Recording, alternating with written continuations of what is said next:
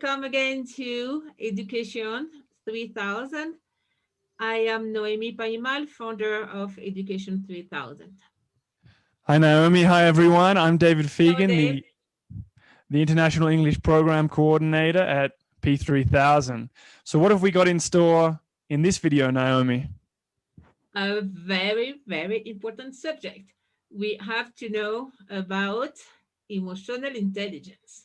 It is extremely important because this is more important than even our IQ. If we want to be successful as a person in the society, in a job, with our family, we have to know all about emotional intelligence and what kind of tools we can provide to children inside the school from very early age. So we've got a lot of exciting and interesting material to look at in this video. And extremely important, especially nowadays. This is, I would say, a must. That's why in the Seven Petal School, remember we have this kind of project. Actually, we started. We have an area only for emotional intelligence. All right, so let's it's a long series. This is number 4 of 25 videos. Let's get started. And let's see what we mean by emotional intelligence. So it refers to the human capacity to feel, understand, control, and modify emotional states in oneself and others. It is not drowning emotions, but directing and balancing them harmoniously. Harmoniously, it means without hurting yourself, oh, I'm bad, and I'm going to cry, or unloading or directing to another person and you get angry and you hurt the other person. So you don't hurt yourself and you don't hurt the other person. And this is an art. So emotional intelligence began with the concept of social intelligence by psychologist Edward Thorndike back in 1920, who defined it as the ability to understand men, women, and children and act wisely in all human relationships. Great. That's one century, mind you. But now it's time to teach it inside the schools, the university, and even, I would say, preschool. So we've had this concept's been around for 100 years, like you've said, but it hasn't really been implemented in schools so much, Naomi, or what do you think? No, it has been ignored. Like, no, it's not important. Let's have technicians, let's have doctors. But if you don't have the human part, if you can handle yourself and others, it's half the education is not done, and you don't feel good, and all the consequences end up to desolation. How do you say depression when you are down? Depression. Being depressed. Sometimes suicide. Dave, this is very important. The stats of the rate of suicide around the world in young people and even children is getting higher. And the age is going lower. Like now we have cases, and I know some personally, of kids of 11 years old committing suicide. So something is missing definitely in education, and that's it, that the emotional intelligence is not taken care of. So In India, one young person or one student will commit suicide every 19 seconds. What do you think about that? We have to react. You are responsible for that. The society, the parents, the teachers, everybody. That's shocking. What are the reasons? Do you know, Naomi? Because of the pressure, because usually it's the pressure. Like in India, it was a poor country, so the parent, they want the kid to success so they don't have to go through all the problem they had as parents. And the pressure is paramount. I mean, like, you have to be the first one, you have to have your exam, and it's so much stress that they can't handle it. And so even in South America, the rate are quite high. And what really hurt me as well, at very young age. So please, teachers, parents, everybody, if you are how do you say, a decision maker, please take in account it has to be mandatory inside the school, in your enterprise, in your municipality. It should be the priority always. So, And what about this EQ and IQ? so yeah, sorry to cut you off there. I was just going to just to follow up on what you were saying. We can Yes, see please do. here this book by Daniel Goleman, who we saw in one of our other videos. The emotional quotient is more important than the intelligence quotient. So often we think, oh, what's your IQ? But here we're seeing that the EQ is more important, right? Yeah, and it's quite scientific because Daniel did some huge follow up on children and young people, at least for 10 years.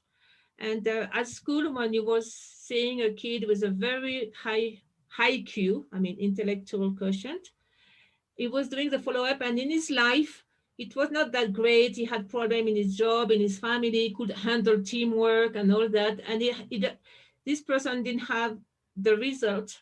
It was the it was expect from them, but when he was doing the follow up, I mean Daniel Goleman of student with a very high EQ, emotional quotient, he would always have at after a person very comfortable in their job, loved by everybody, with a very stable family situation and enjoy the family, and everything was flowing. So that's a proof it was more important as far as the success as a person and as a professional.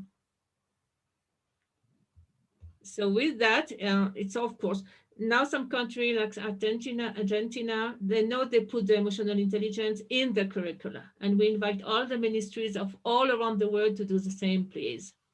So we will don't have to deal with those big problems like suicide or delinquencia, The delinquency. delinquency. We prevent all that. So actually, we it's a saving for a government.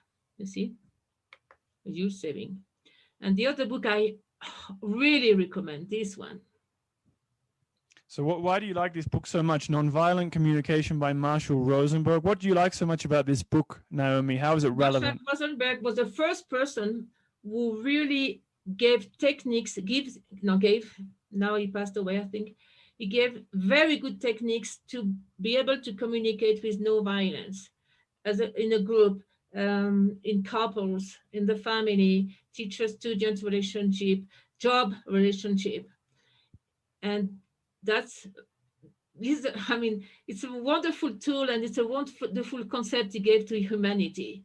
Actually, he had very important groups from Israel and Palestine, and he did all this no violent communication with those groups and always with great success. So I really, really, really recommend you read the entire book, actually. And you can start again at early age, all those tools. And these books, the links to these resources will include in the description below the video as well. Yes. This is a reminder. Do you know where is the emotional brain? Actually, there is a physical place.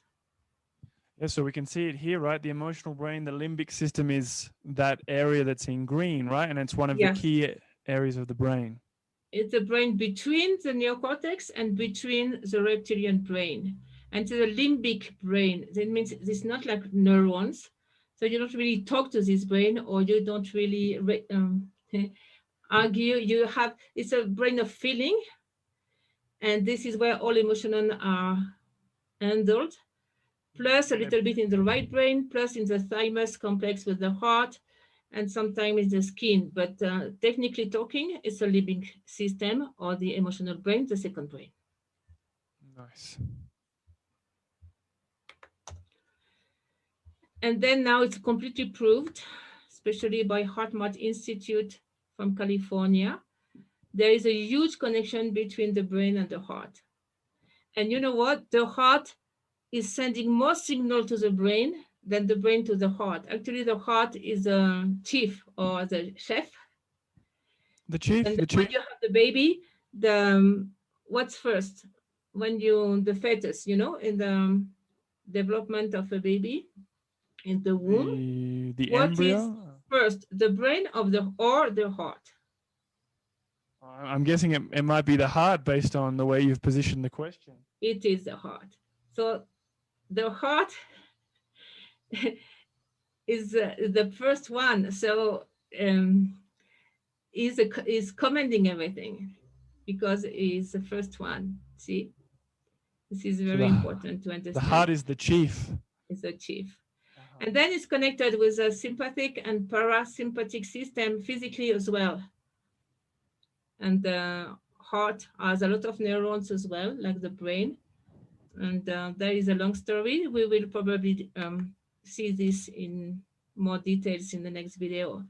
And through the heart, we generate, because the heart is pumping. So when you have a movement in an electric field, you have an electro or electromagnetic field, which is a huge field around the human being. So through education, we want this field to be huge, to be steady, and that gives self-esteem and it gives good health.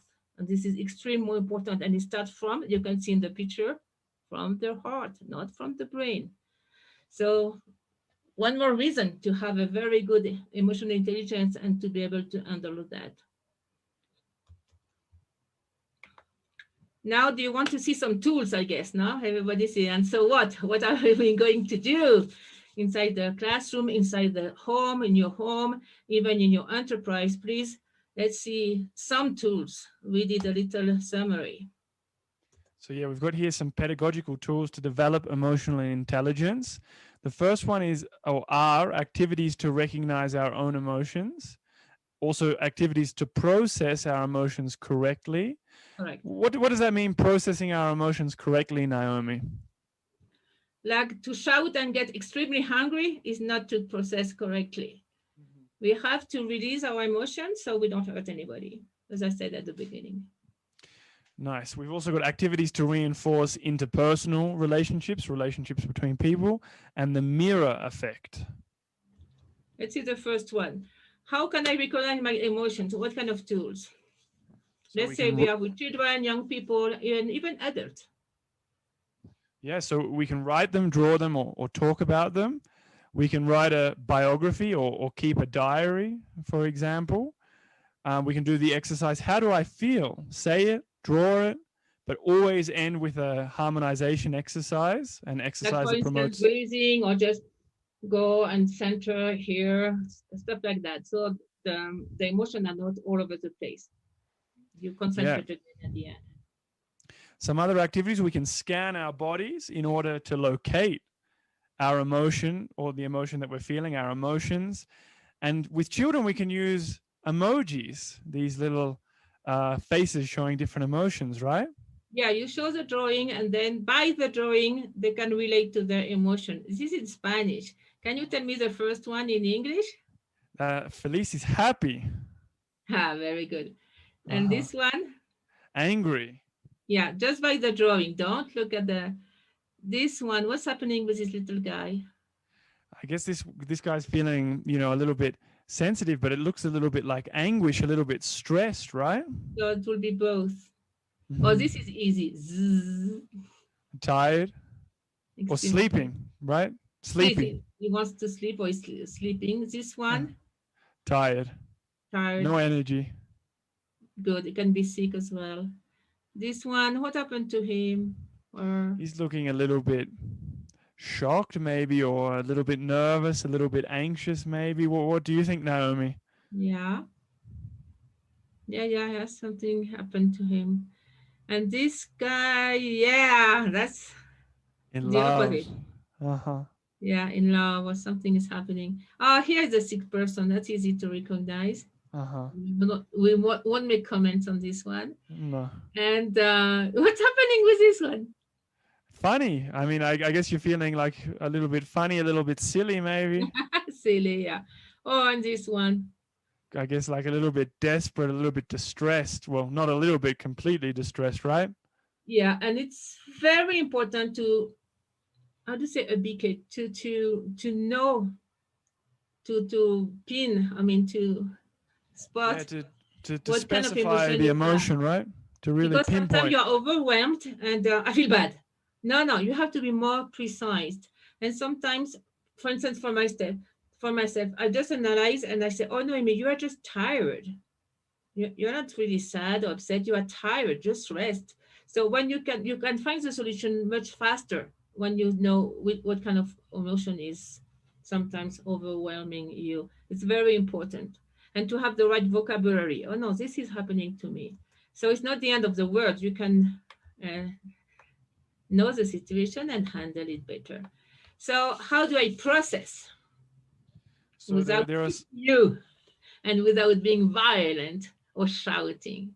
yeah, some positive ways to process, some activities. I mean, like any creative way of safely releasing emotion through the arts is a good place to start, right, Naomi? Painting, music, dance, color and sound therapy. These are some examples. Tell us a little bit more about color and sound therapy. The color therapy, we work with only one color, or we use the color to according to the emotion.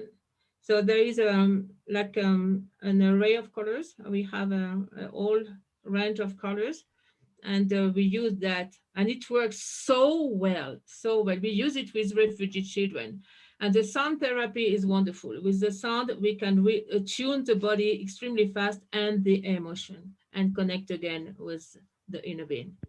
It's powerful. I recommend we take a class of colors therapy and sound therapy if you have with kids. Nice. We've also got some other activities: biodance, martial arts, and yoga. Yeah. Um, Energy alignment, for example, in the form of a game. Positive affirmations. So, what are And some of the ones that you might want to talk about there, Naomi? the biodance. The biodance is done by Rolando Toro from Chile, and it's about movement and music only for emotions. So if you want to, I know some school in South America, in Chile actually, they did 1 year of biodance with the teachers, and then they had teachers very stable emotionally.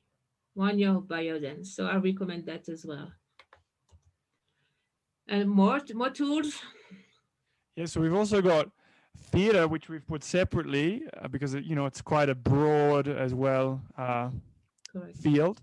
Self-esteem building exercises, stories where the hero knows how to manage his or her emotions and ideals. For young people, novels and movies with the same purpose. Correct. We've also got conscious breathing exercises, Always. If you don't know what to do, just breathe, please. eye movements, juggling, contact with nature, which I mean, like, it's been a little bit difficult this year, hasn't it? This year, last year, the past year, contact with nature. I've definitely noticed a lack of contact with nature and the negative effect it's had on me. Massages, laughter, like laughter therapy. What's laughter therapy, Naomi? It's all kind of exercise when you laugh, laugh, laugh, laugh, and then your energy is going up, up, up, and you have all those beautiful neurotransmitters of well-being, like serotonin, dopamine, endorphins. And I would say eye movement, when you move your eyes, you release automatically some emotion, even emotion you're not aware of. We use that for refugee children as well. Actually, I will talk about that in that during or in level 2. We will do a video on that, as it's very important to know these techniques. Yeah, so our next series of videos after we finish level one, these first 25 videos in our co-recreate education series, there'll be another series as well, which is called level 2. Here we've got relationships, so organizing circles of emotions where children or young people can express themselves freely and safely. Very important, those two words, right, Naomi? Freely and Actually, safely. Montessori was doing that every day. The circles of emotion. She was a pioneer. Nice. And do team activities regularly as well. Mhm. Friendly greetings and farewells, whether you're just seeing one person or a group of people, and hug therapy. I love hugs. I read studies about this as well that I don't know, I'm not sure if it's true, but I read once like you need 12 hugs a day for emotional growth. So I always try and hug my friends. Yeah. Yes. Well, according, of course, of the culture, if that's allowed or no, or the legal issues for you teachers. More? We've also got diplomacy, courtesy, optimism, strengthening the culture of peace. And again, we're going to talk about this more a bit later, right, Naomi? Yeah, it's a program, a special program we developed. It's called Peace Ambassador Schools, and there is a book we wrote about it as well. And finally, they're on the list, fostering non-violent communication. But the book we recommend before from Marshall Rosenberg. And this is very important for parents. Let's see what about the mirror effect. So the important thing for parents to remember is that your children often reflect your attitudes and behavior. So you have to be very careful, right? Yeah. Remember, children will, usually they will do what you do, and they won't necessarily do what you say they have to do. So be careful. If your child is always hungry, maybe somebody in the family is always angry. I mean, be careful with that.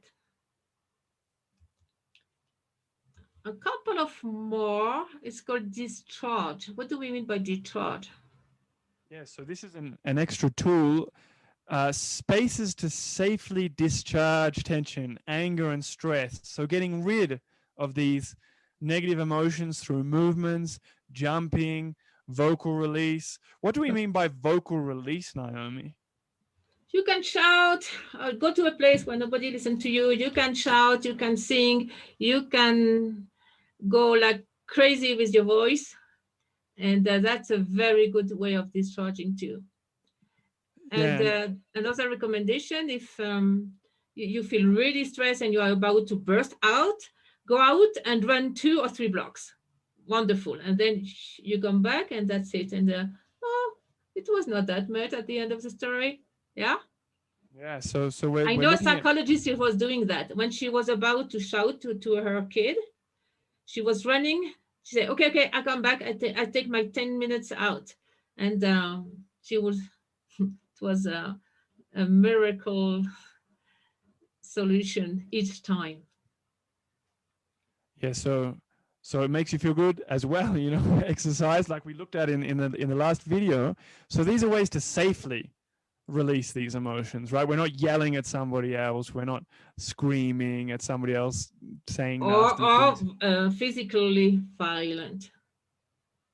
And what about the circle of peace, Naomi? Obviously, we're gonna look at this a little bit more in our 22nd video. So we're in number 4 now. So later in the series, we'll see this, but maybe you can give a little bit of a Yes, for brief. instance, there is a kid is always bullying a group or somebody. So we don't like put all the blame on him or her or try to boo him. We make a circle without this person. We all everybody will discuss about this and see how they feel and how to handle the situation. And just by doing that, the next day when the other person arrives, this little boy, we say the situation and we say the solution, and everybody is agreeing to better the situation, and 80% of the time the situation will better. It's called a circle of peace, and it's a technique with special steps, and it's done by specialists. And the last one. So for relaxation, we can do I'm sorry. postures, muscle tension or muscle strain exercises, massages, self massages, including for parents and teachers, harmonious background music. So we put the frequency there as well. And maybe replacing the school bell, which is not such a nice sound, with nice music. Yeah, that would be a nice idea.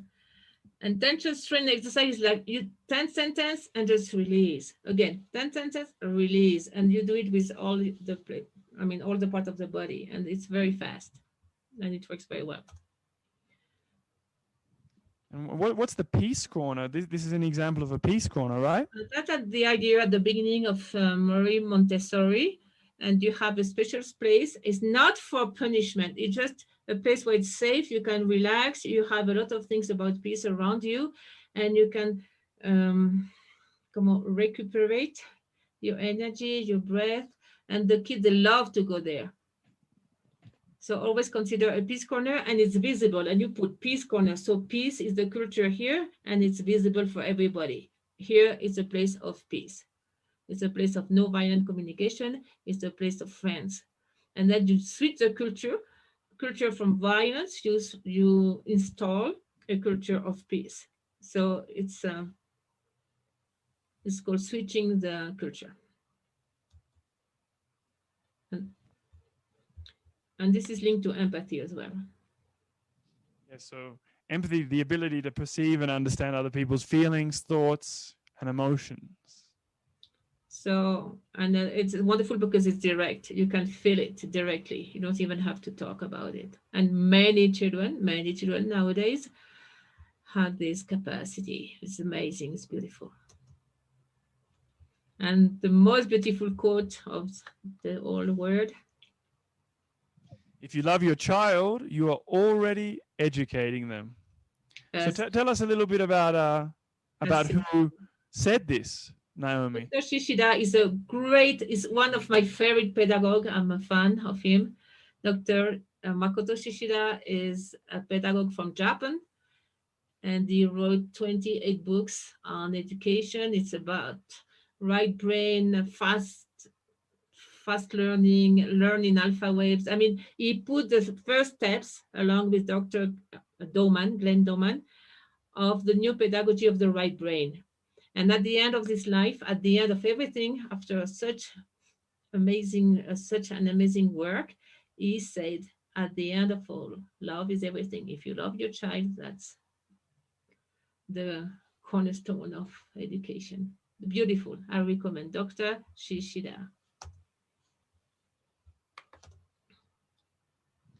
All right, so you can check us out on YouTube, at our website, on Facebook, and also get in contact with us if you want to help or you want to talk to us, clarify something via email. All of these are below in the description, so you can just click on them. It's as simple as that. Yes, please. And thank you very much. And this video, this PowerPoint is not about to listen to it, it's just to put in practice all the time. And we will change the world and the society with this emotional intelligence. And it's the biggest gift you can give to a child. It's the biggest gift you can give to your student. Give them all the tools of nonviolent communication and emotional intelligence. Thanks, Naomi. And so that was the fourth video in our level 1 series of 25 videos, co-recreating education. What's the next video going to be about in our P3000 series? It's fascinating. It's about 33 multiple intelligence, and we will talk about collective intelligence as well, and the holographic brain. So we keep in touch. Lots of information, lots of fantastic information. Thanks, Naomi. Thanks, everybody, for tuning in. Thank you. And see you soon. Bye-bye.